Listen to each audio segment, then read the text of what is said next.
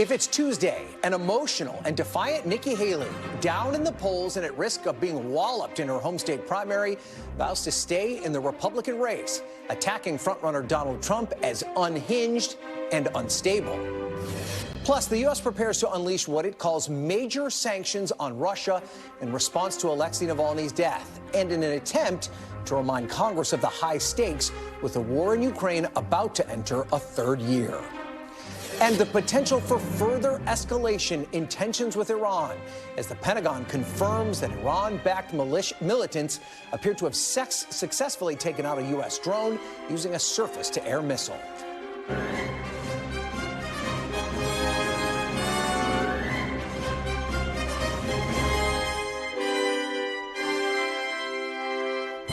Hello and welcome to Meet the Press Now. I'm Ryan Nobles. With 4 days to go until the South Carolina Republican primary, a defiant Nikki Haley is pledging that she will stay in the race beyond her home state, even as polls warn that she's looking at a double-digit loss there and virtually zero path to the nomination. Still, the former governor and former UN ambassador delivered a fiery and emotional set of remarks today in South Carolina in an attempt to justify her decision to stay in the race, ramping up her rhetoric against former President Trump and warning that he'd be a disaster for the party in November. I'm not afraid to say the hard truths out loud. I feel no need to kiss the ring.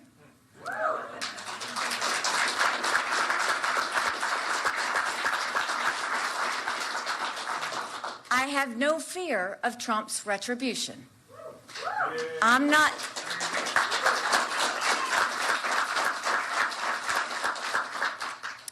looking for anything from him. He's gotten more unstable and unhinged. He spends more time in courtrooms than he does on the campaign trail. He refuses to debate. He's completely distracted, and everything is about him. He's so obsessed with his own demons from the past, he can't focus on delivering the future Americans deserve. Haley also delivered some of the most emotional comments that we've ever seen from her on the campaign trail, talking about her husband, who's deployed overseas and who's been a target of Mr. Trump's in recent weeks. I wish Michael was here today, and I wish our children and I could see him tonight, but we can't.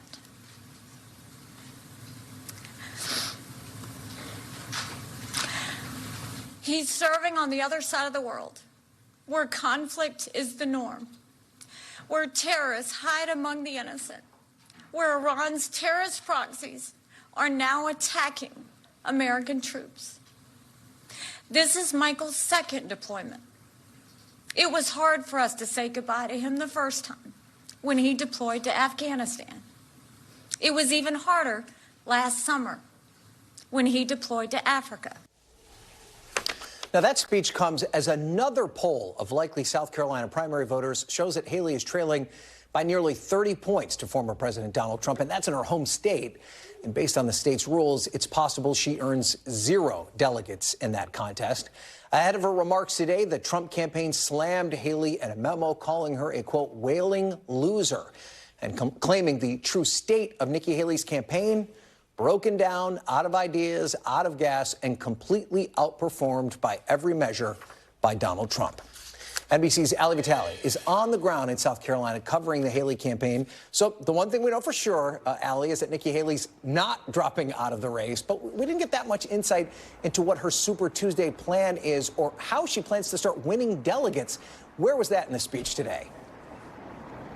Yeah, and of course, that is the big question. Not just are you going to stay in and keep going, which clearly she answered yes after weeks of really saying a lot of this in interviews that I've done with her and interviews that she's done on other networks, saying it on the stump. This was really her biggest megaphone to say, hey, I'm not going anywhere, at least not until after Super Tuesday. But you're right. What's missing was the strategy.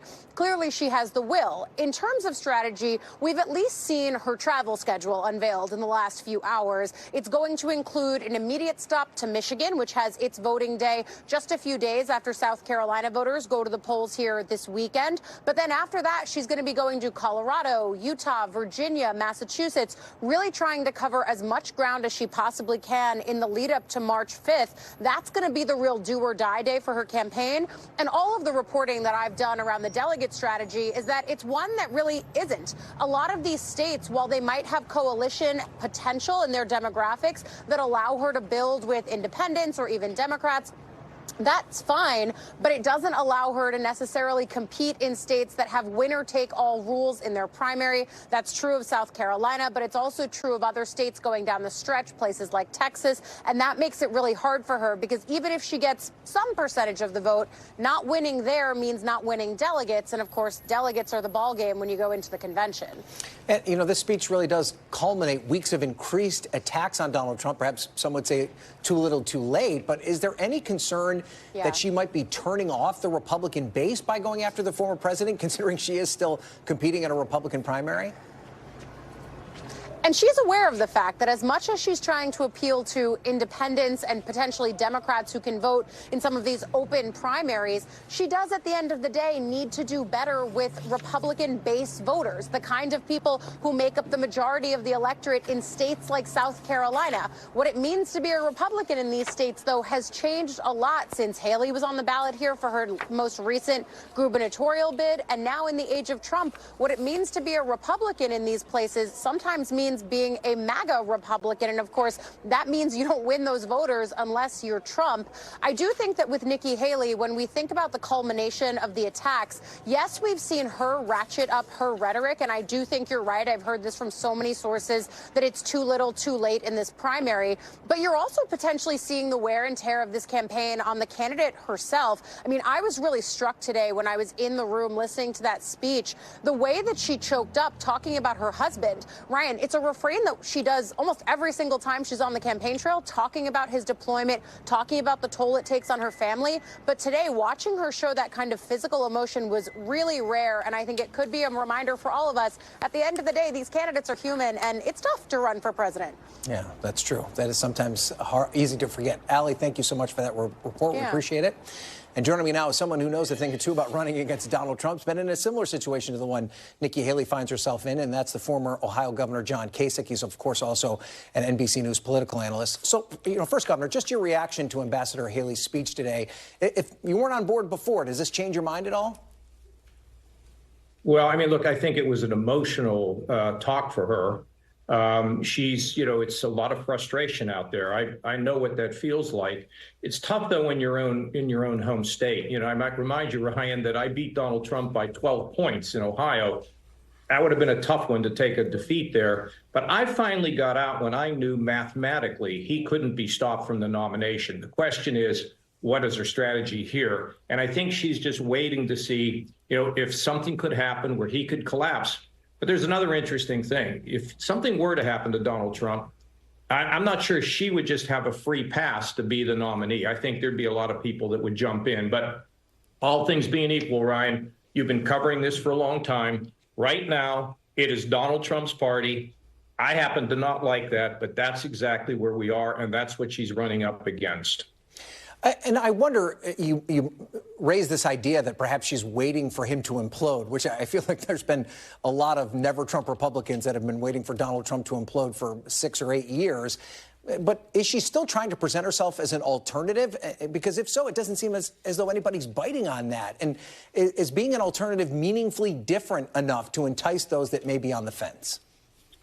Look, Ryan, unless something happens, she's got to go to Super Tuesday. She doesn't have the organization on Super Tuesday. She doesn't have the organization in most of these states. So this is not because she's trying to go to the convention and have enough delegates to beat Donald Trump. That's not what this is. I think she's waiting to see if something might happen. And the other thing is, I think there are her donors. I think her donors, people who have lots of money, who are willing to put money into this to try to have some kind of a message sent. I think that's why she's really, you know, still alive in terms of the finance, the fundraising. Back in the day when I knew that it was mathematically impossible for me to stop Trump, I actually, the day I announced, I'd had a fundraiser scheduled in Baltimore, Maryland, and I I just decided I'm not going to take people's money now because the fact is I can't win. And we'd have to ask her exactly how she feels about that. And maybe she just feels that her message is really critical.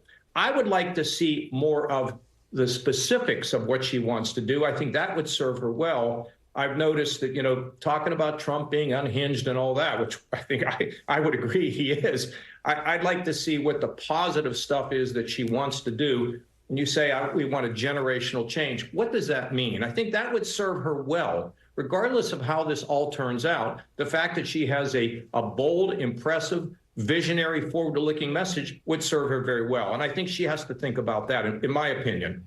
And I'm also fascinated by her future, and she seemed to answer some of those questions today. She said she doesn't care to be Trump's vice president. She said she doesn't even care about potentially running for president in the future. But what do you think her next act is? Once she does exit the stage, does she take the Ted Cruz route and just kind of fall in line behind Trump, or does she go the Liz Cheney route and become a vocal critic? What's the next stage?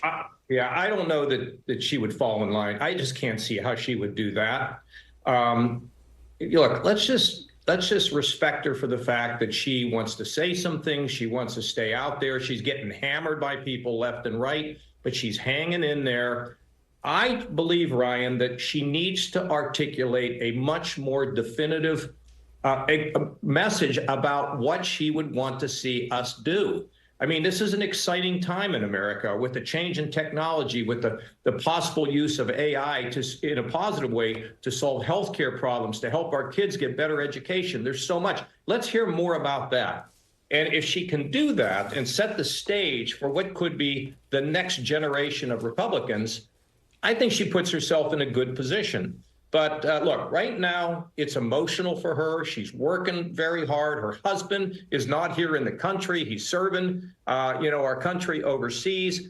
This was a moment when, it was emotional. I went through that myself. I felt it at times. All candidates who are really committed and strong and want to hang in there, they all go through these moments.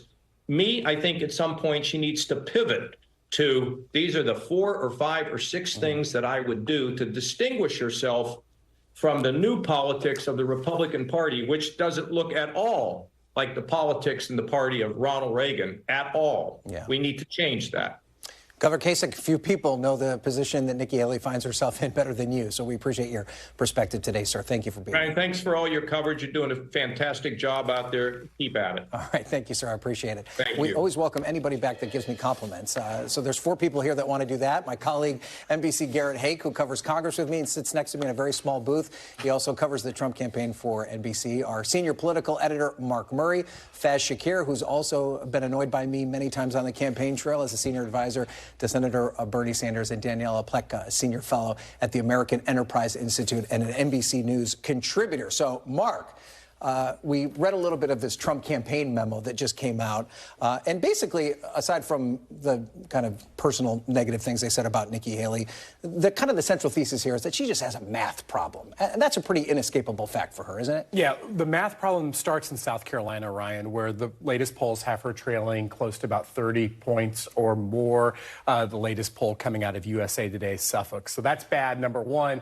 And if that is the kind of margin that we end up seeing on Saturday night, it will be the biggest defeat that any presidential candidate has faced in their own home state. You ended up having a 19-point loss by Marco Rubio in 2016, a 12-point loss for Elizabeth Warren in Massachusetts. John Kasich, who you were just hearing, won his state of Ohio. Nikki Haley would not be able to win her own state. But, Ryan, you ended up alluding to the delegate math overall. So once we get past South Carolina on Super Tuesday, we have at least 9 states that end up having a winner-take-all in some form or fashion if you get 50% or more of the delegates, either statewide or congressional district. And so when we go to Super Tuesday and then the contest of March 12th and then March 19th, according to our political unit's math, Donald Trump probably is going to be very close to surpassing the magic number needed for the nomination, maybe as early as March 12th, but certainly by the time you get to March 19th. That is her hurdle right now. And as Governor Kasich was just kind of making the point of it, she has to say, how am I going to be able to, because at some point, if the math does not work out, you have to ask yourself, well, what next? And Danny, I want to go to you quick on this because you and I were talking about it before. You think there's a strategy here that maybe her donors and the people that support her are like, stay in just in case something happens, right? I think there's a just in case for her donors. They are committed. They're loaded. Well, it makes a difference, right? Money makes a big difference in all these campaigns. That's what Senator Kasich said as well.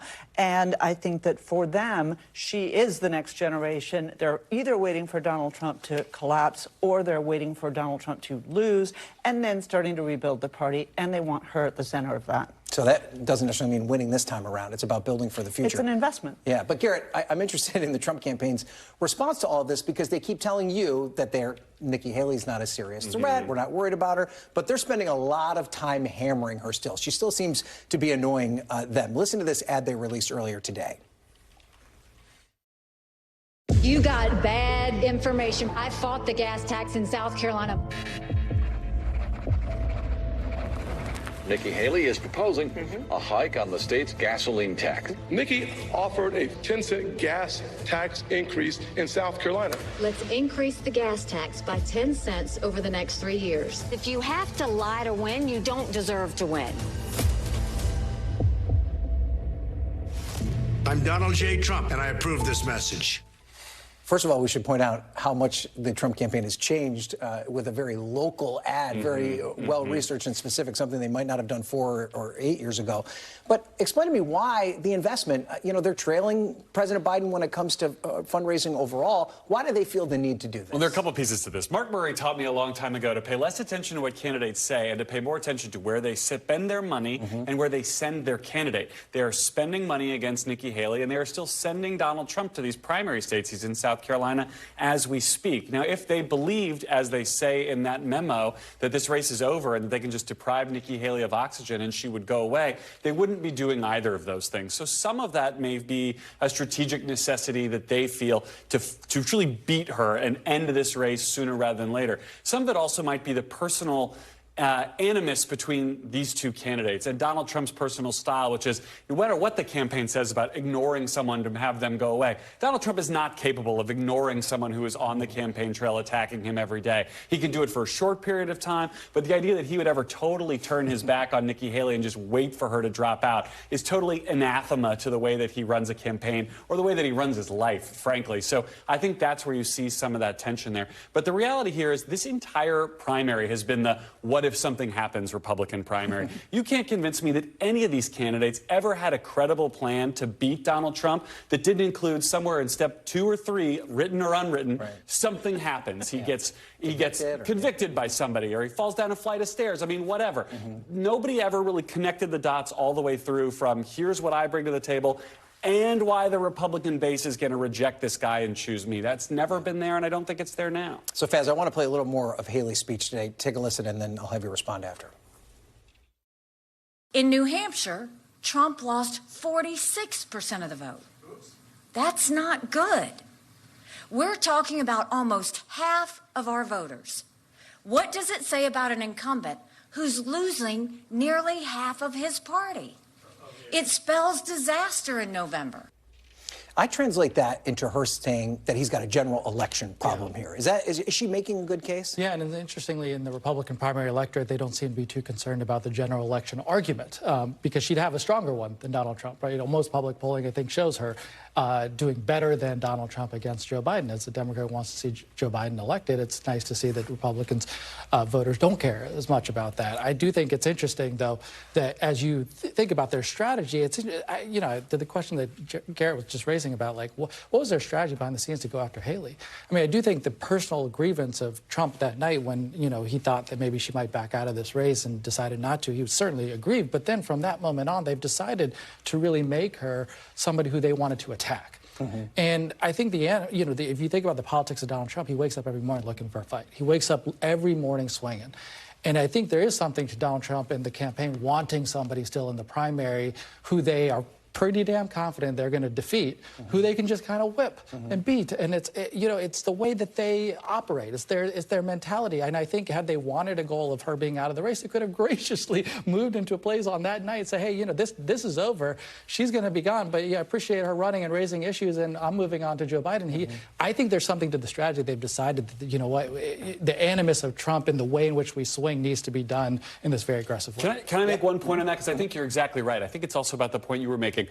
Donald Trump doesn't believe that Nikki Haley is the future of this party. He believes that the MAGA movement is the future of this party. And there's something to that. Young conservatives aren't saying they want to be like Reagan and they want to be like Nikki Haley. They want to be like Donald Trump and Tucker Carlson. I mean, he has changed the direction of this party. And by stomping out Nikki Haley as opposed to letting her fade away and kind of keep whatever aura around herself about a possible future of the party, he can further kind of cement that control about the future of the Republican Party. But my point is some of those people like that, is my point. Like, they like the Tucker, the Joe Rogan, whoever, they like this content. They want to see that. I don't know. Speaking as somebody who knows probably more young conservatives than you do, I don't think that's necessarily true. I mean, I think, well, look, it may be a triumph of hope over experience. Yeah, I'm looking for all the young Reaganites coming into the House of Representatives this year. Yes, you're right. But again, when I look at, for example, the things that are the prism for me, Ukraine, for example, supporting Ukraine, supporting Israel, these are actually Reaganite policies.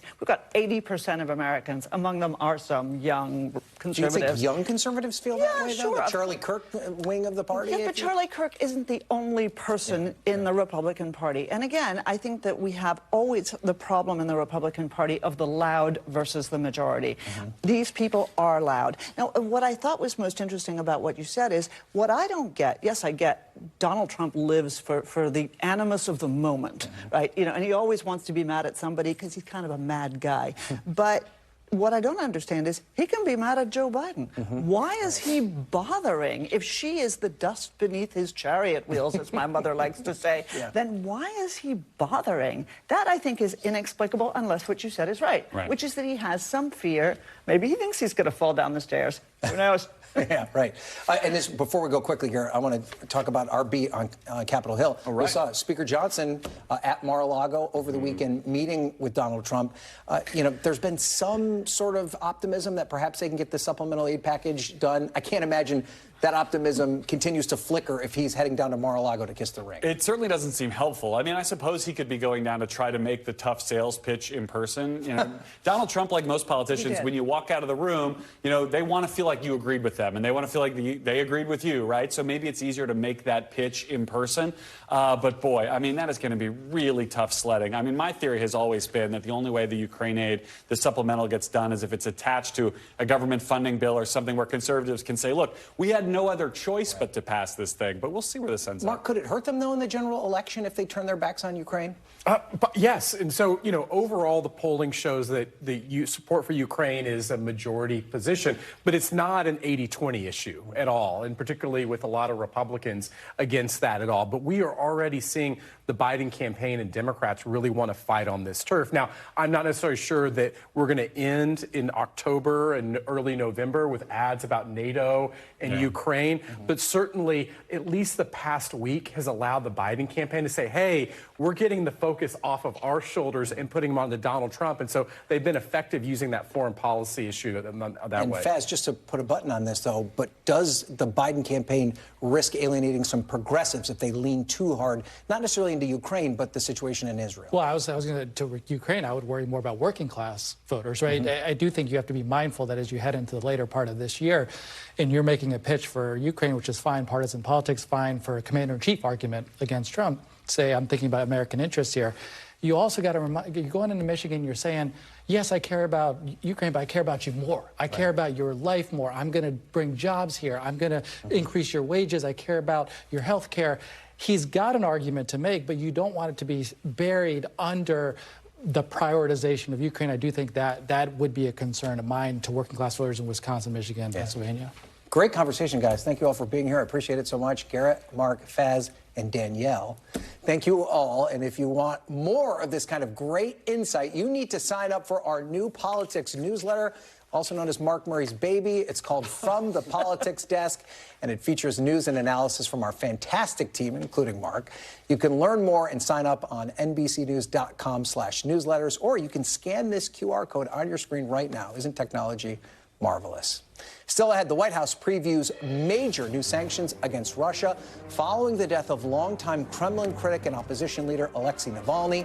Plus, Hunter Biden's lawyers accuse federal prosecutors of making a mistake as they put together their case against the president's son, alleging that they mistook sawdust for cocaine. You're watching Meet the Press Now.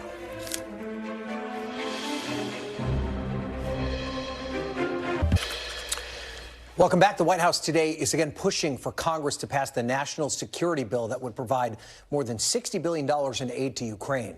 National Security Communications Advisor John Kirby said today that it is, quote, the most powerful thing the U.S. can do to stand up to Putin.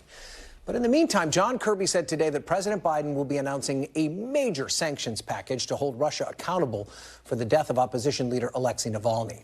That announcement is expected Friday, one day before the 2-year anniversary of Russia's invasion of Ukraine. Meanwhile, Putin continues to crack down on dissent in Russia. The Russian FSB announcing it has detained a Russian-American dual citizen on suspicion of treason for allegedly raising money to support Ukraine's war effort. The White House and State Department say they are working to obtain more information as well as a secure consular access for that individual. But we go now to news from the chief foreign correspondent on the ground, Richard Engel, who has more on the circumstances surrounding Navalny's death. Alexei Navalny's family has decided that they are going to crack this case to solve what they firmly believe was an assassination authorized by Russian President Vladimir Putin. And there are already human rights groups starting to poke holes in the Russian government's official stance. The government has not said much about Alexei Navalny, and if you look through the Russian newspapers and Russian media, they are barely talking about it at all, as if this all never happened and as if he didn't exist. They are, it seems, trying to erase him from history. But the official account, as limited as it is that Navalny, while serving time at this penal colony in Siberia, went for a walk, collapsed, and then died around 2 p.m.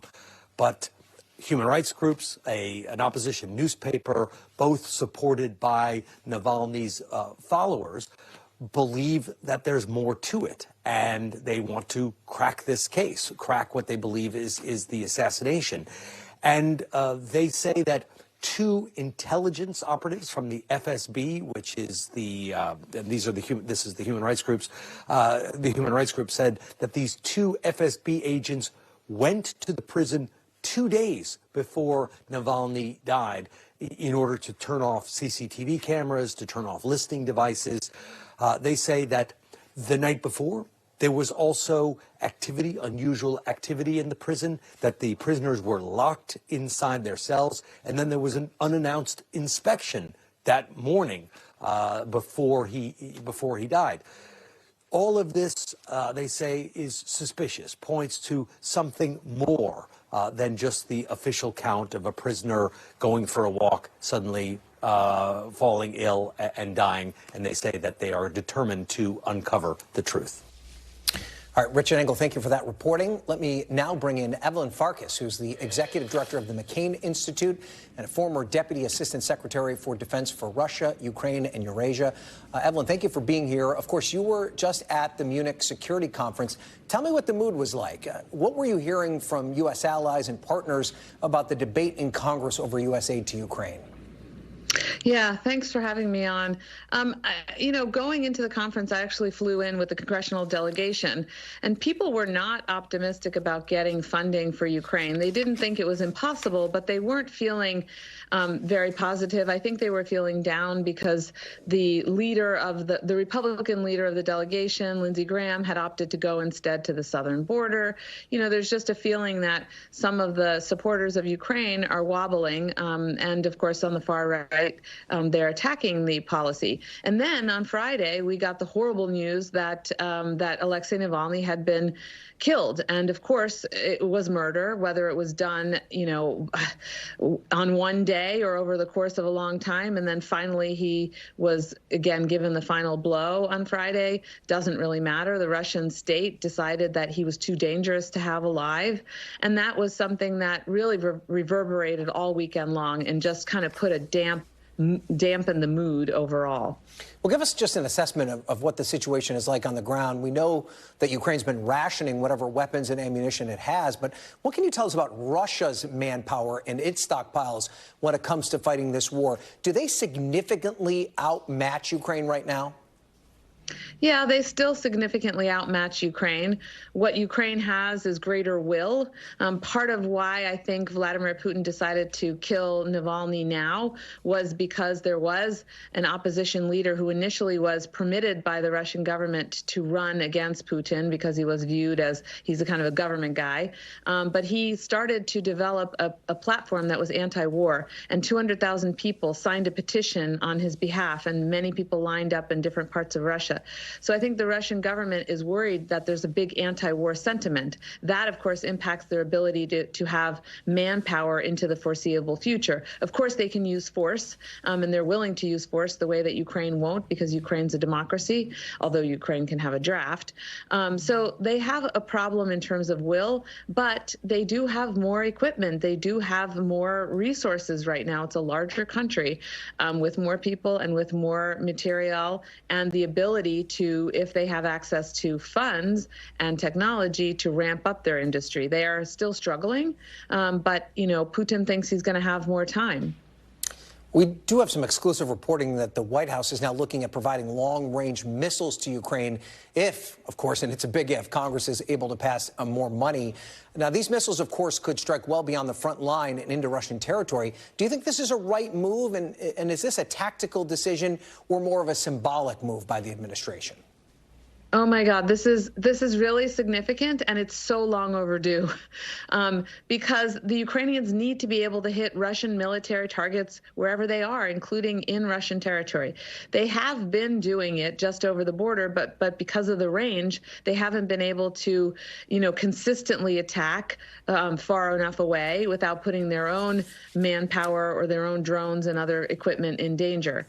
The ATACMS, the long-range artillery that we gave the Russians thus far, has not been long enough or long enough range to get to Crimea. If the Russians have this kind of artillery, they can take out, we saw that when the Europeans gave them the storm shadows, they were able to actually reassert control over the maritime area and the Black Sea. If they had ATACMS, longer range ATACMS from us, they could attack the Kerch Strait Bridge, which is that long bridge that connects the Russian mainland to Crimea.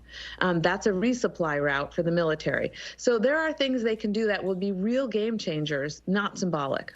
Okay, Evelyn Farkas, thank you for that. We appreciate it.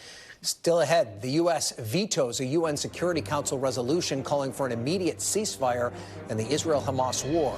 And Israel readies for a new Gaza ground invasion, despite warnings from the White House. We are on the ground with the latest. You're watching Meet the Press now.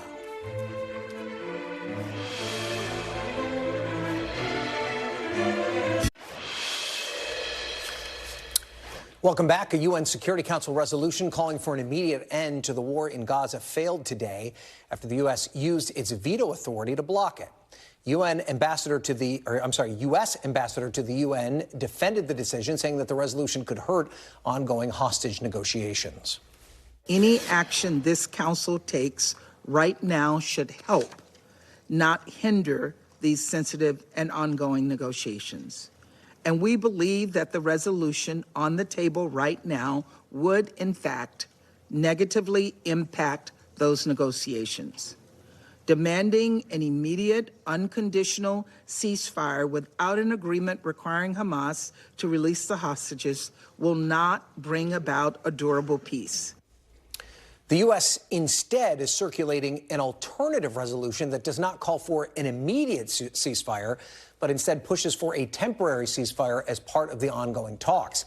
The U.S. draft also opposes Israel's anticipated ground offensive into Rafah, warning of immense harm to civilians. Now, it all comes amid those intensive negotiations trying to secure the release of more hostages by Hamas, with President Biden once again dispatching his top Mideast advisor to the region.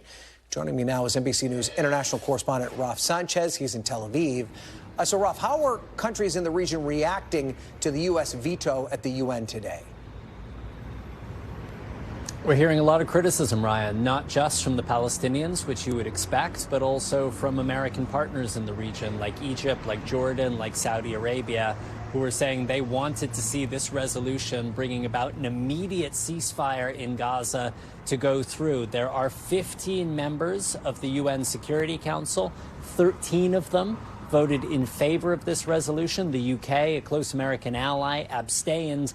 And so it was Linda Thomas-Greenfield, the U.S. ambassador to the UN, who cast that lonely vote that ultimately blocked this resolution. Now, this is the third time the U.S. has blocked a ceasefire resolution at the UN Security Council. Each time it has looked diplomatically isolated. But as you heard in that sound you played from the ambassador, the U.S. believes this ceasefire resolution counterproductive in terms of those talks to try to release the hostages. All right, let's talk more about those talks, Raf. What do we know about Brett McGurk's trip? Is there any sign that he'll be able to make any progress, or is it just going to be more resistance?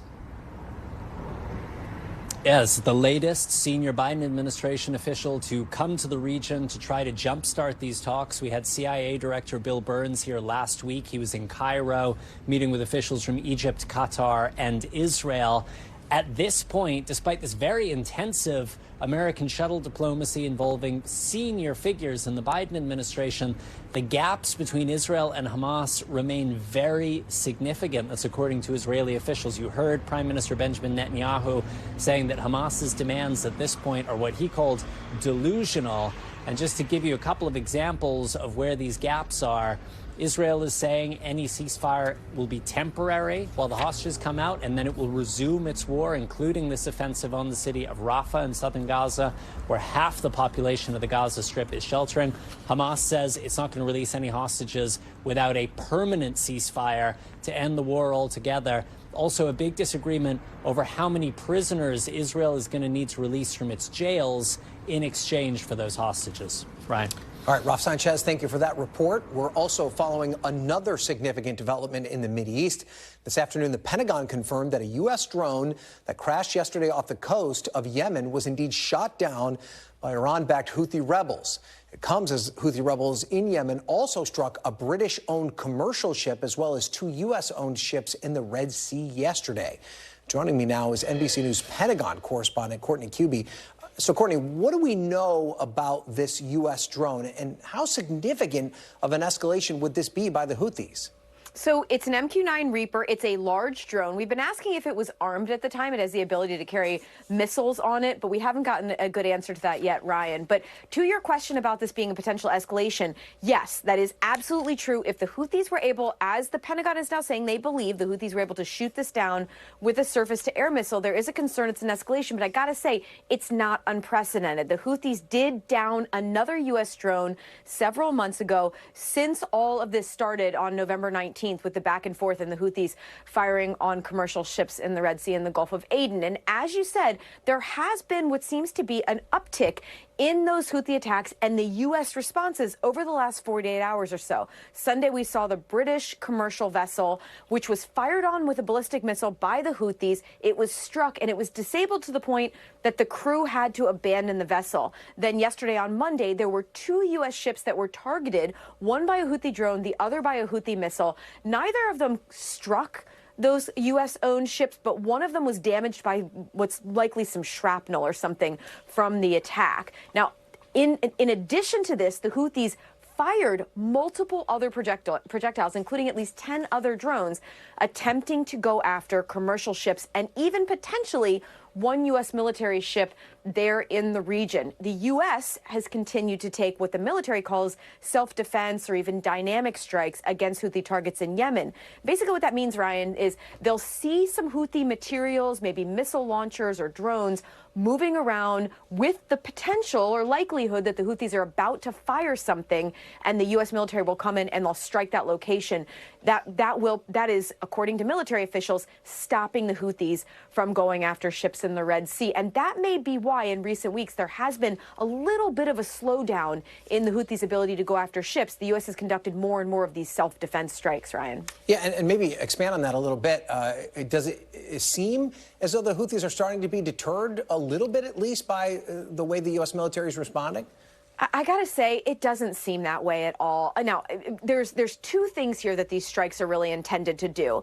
And frankly, the military presence there, the U.S. and the coalition, the goal is not only to deter the Houthis, but also to slowly degrade their capabilities so that they can't continue these attacks. What's clear is the deterrence really is not working at this point. The Houthis are firing or attempting to fire just about every single day. What we don't know is the degradation piece, though, Ryan. It's not clear how much of their capability may have been degraded by these ongoing strikes yet. Okay, Courtney Kuby, thank you for that reporting. As always, we appreciate it. Up next, new charges in the Kansas City shooting that killed one person and injured 20 others at a Super Bowl celebration. Plus, an FBI informant whose claims, I should say, were key to the GOP's Biden impeachment inquiry faces a judge today charged with lying about a so-called bribery scheme.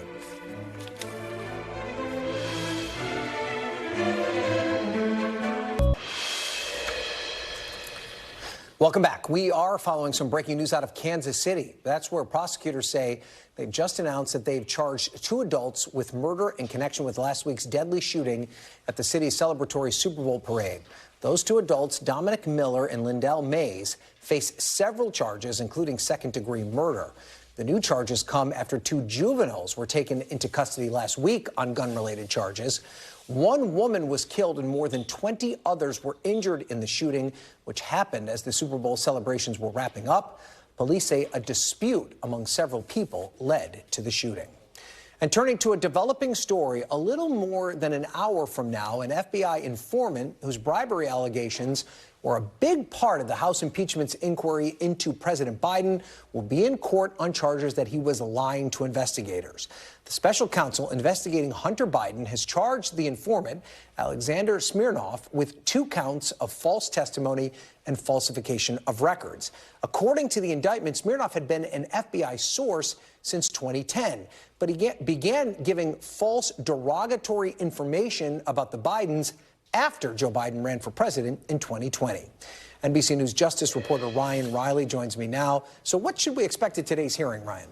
Well, here's the kicker. We just got a filing from federal prosecutors here, and it's something you might have kind of anticipated leading up to this point. It turns out, according to federal prosecutors, that this individual, the former FBI informant, told them that, in fact, Russian intelligence officials were involved in passing along this false information about the Bidens back in 2020, which sort of set all of this off, and as you sort of mentioned, has been really sort of a linchpin of the Republican efforts against Joe Biden. They've pointed back to that over and over again, saying that this FBI source, this credible FBI source who had been with the FBI, affiliated with the FBI since 2010, had in fact told that to his FBI handler back in 2020 and sort of gave it this credibility. And this just sort of guts all of that, because now, of course, he has been criminally charged with lying to the FBI about those contacts. And what the FBI, or what the prosecutors are saying in this new filing, is that, you know, the work of Russian intelligence officials might have been involved here. At least that's what this individual, the FBI informant, the former FBI informant, is now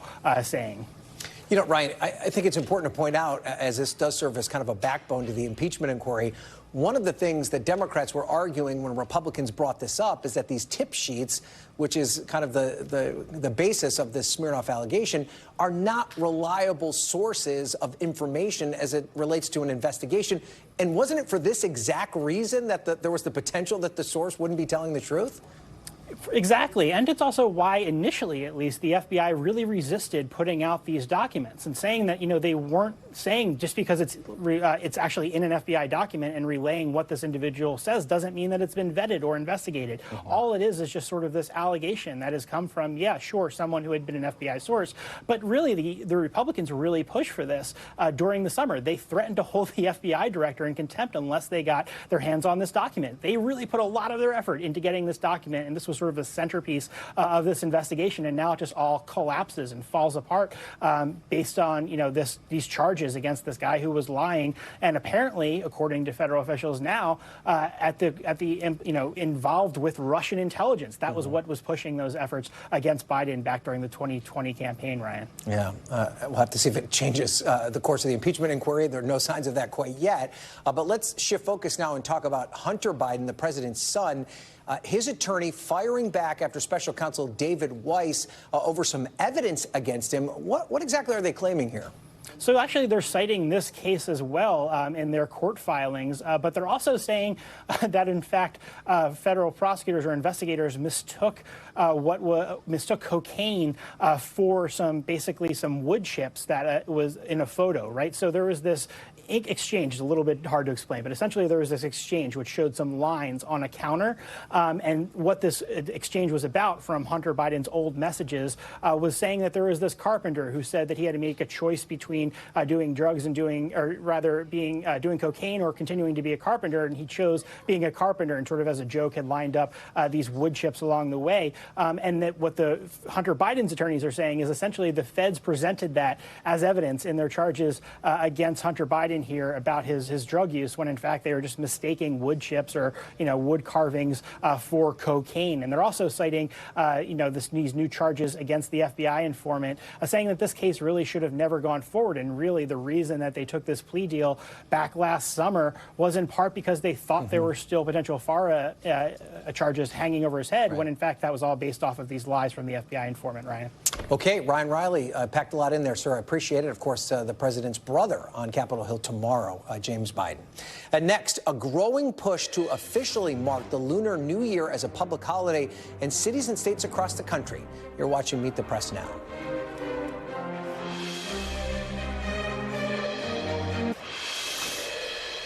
Welcome back. Earlier this month, millions of Asian Americans celebrated the start of the Lunar New Year. But just 4 states recognize the celebration as a state holiday. Right now, lawmakers in Washington state, where about 10% of the population is Asian, are trying to pass legislation to officially join the list. I'm joined now by one of the lawmakers leading that effort, State Representative My-Linh Thai. Sorry about that. So tell me, State Representative, why is it so important for Washington to recognize the Lunar New Year as an official holiday? Well, thank you so much for allowing me to have this opportunity to share with your viewer. To answer that question, I probably best stating that 2 weeks ago, I have the opportunity to join in the Lunar New Year at a local middle school. And at that celebration, we have a table of young children learning how to make a paper dragon, learning how to make a red envelope as part of the celebrations when it's come to Lunar New Year. And seeing how the older people sharing their stories of their time, learning how it is in their own family, in their own life. Lunar New Year has impacted them, has put a great imprint in their memories of what it's like to be Asian and Asian American, and pass it down to the next generations. Yeah. So this piece of legislation is about recognizing Asian American, Pacific Islanders, and Native Hawaiians as part of our state. Mm-hmm. They are critically important community who contribute not only in our economic development, but certainly that rich cultural heritage. And by recognizing Lunar New Year as our state holidays, we give ourselves an opportunity to bridge the cultural understanding and creating opportunities for us to learn from one another. And you had a previous effort to try and make the Lunar New Year a state holiday, but that didn't pass. What makes this proposal different? Well, this proposal is a little bit different in terms of it is a observed holiday and it's not a fiscal holiday. It's very much aligned or similar rather as what has passed in California and Colorado. It would be recognized as a legislative recognized holidays without the fiscal impact. However, I'd like to take this opportunity to put a plug in for us to really have Lunar New Year as a national holiday, right? And really pin the piece of legislation that Congresswoman Grace Meng has been introduced at the federal level. Let's talk more about that. And Congresswoman Meng has introduced that. She's actually reintroduced the proposal to make it a federal holiday. It hasn't had much traction. Why do you think it would be better, and we have to answer this quick if you can, why would it be better for the entire country to recognize it as opposed to just as a state-by-state basis? Because we are the country of 50 states.